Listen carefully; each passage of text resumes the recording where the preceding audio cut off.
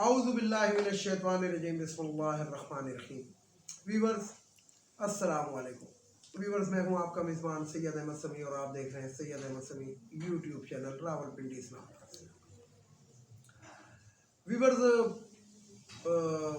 Important खबर है और बहुत ज़्यादा जिसे कहते हैं कि एक पाकिस्तान के लोगों के लिए या ये कह दें कि इस टाइम अवाम की उमंगों की तर्जुमानी के लिए खबर है। वो ये है कि ऐवान सदर के अंदर अनकरीब हो सकता है आज रात, हो सकता है कल दिन या कल रात, यानी कि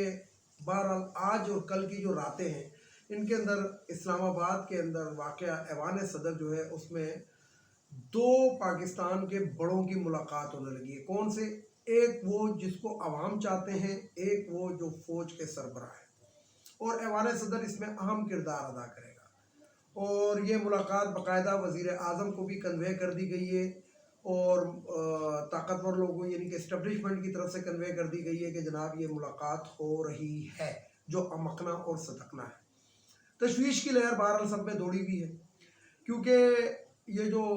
कौमी सलामती का जो इजलास हुआ था उसके अंदर इसाक डार ने जो ब्रीफिंग दी, उसके बाद जो मुख्तलिफ ज़राए से रिपोर्टें हासिल की गई, यानी कि जो लोग हैं जो इकनॉमिक्स के ऊपर और मईशत के ऊपर जो अबूर रखते हैं,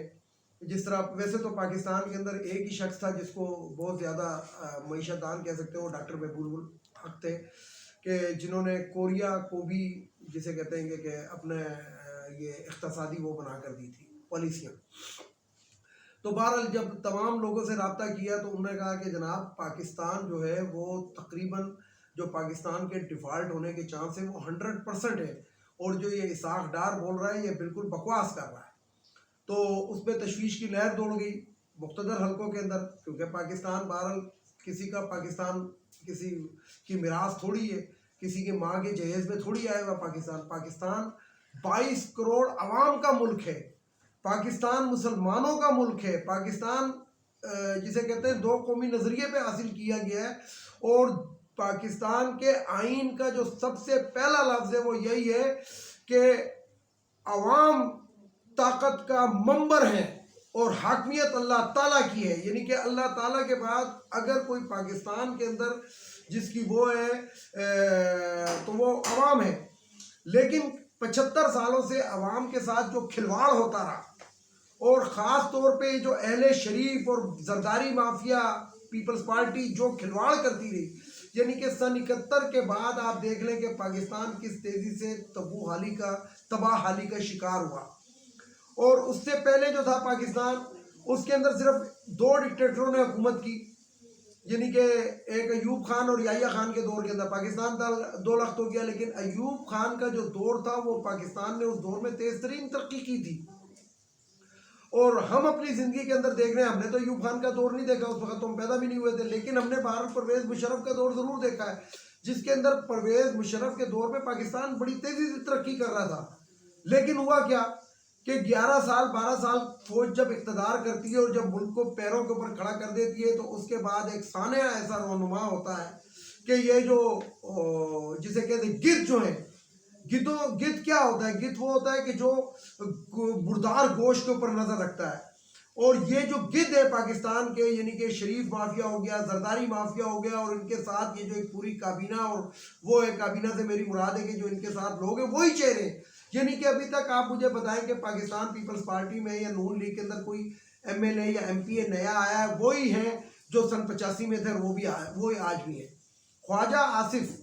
नामी ग्रामी नाम है नून लीग का, कहता है कि अगर लाइटें मार्केटें जल्दी बंद हो जाएंगी, यानी 8 बजे बंद होंगी, तो पाकिस्तान में बच्चों की पैदाइश की शरह कम हो जाएगी। देखें ये किस मनसब के ऊपर ये शख्स बैठा हुआ और क्या थर्ड क्लास इसने बात की है। तो फिर किसी मनचले ने नीचे जुमला लिख दिया, बल्कि मनचले ने क्या, मैं आपको बताऊं कि बाकायदा एक अखबार के साफ़ी ने भी उधर ये कहा कि अगर सियालकोट के अंदर 8 बजे मार्केटें बंद हो जाती तो ख्वाजा आसिफ शायद पैदा ना होता। अब इससे बड़ी गाली इस शख्स के लिए क्या होगी? तो बहरहाल मैं आपको बताऊं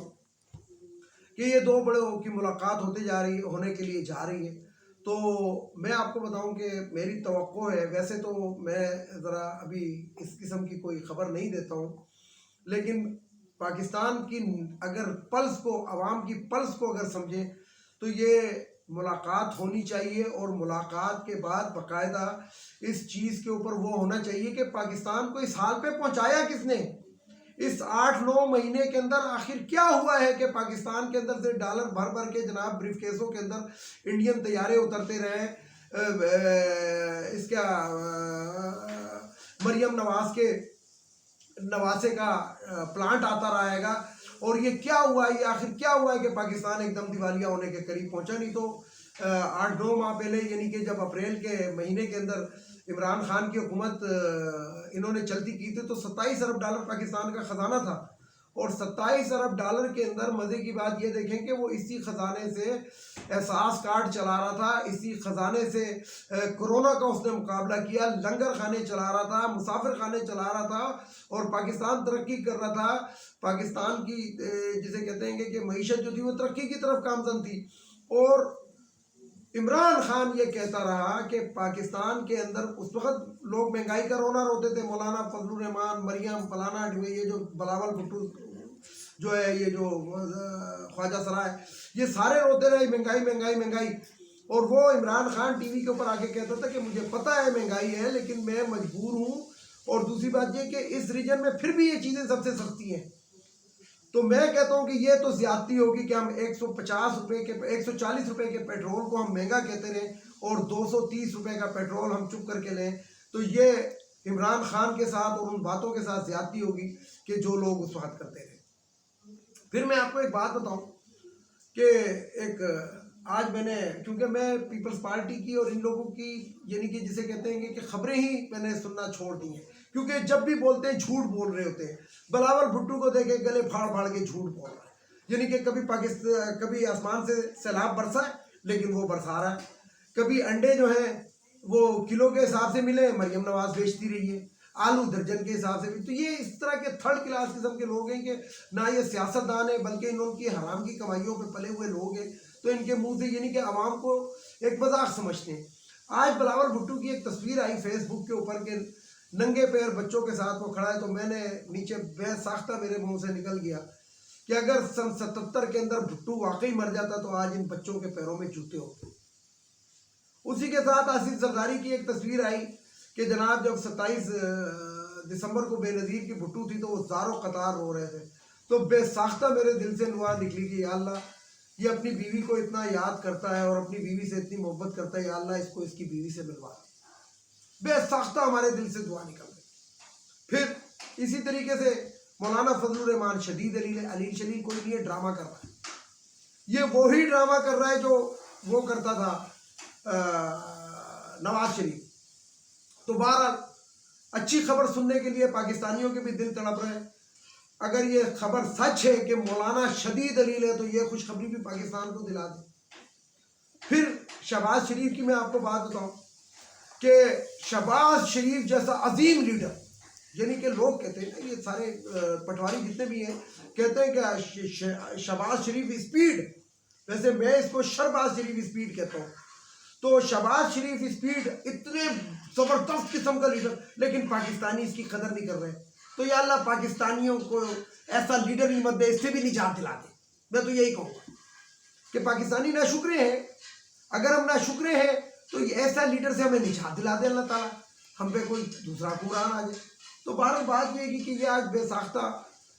میرے دل سے دعائیں نکلی ہیں، آپ اس کو جو مرضی کہیں۔ تو بات یہ ہے کہ ویورز کے جو حالات ہیں وہ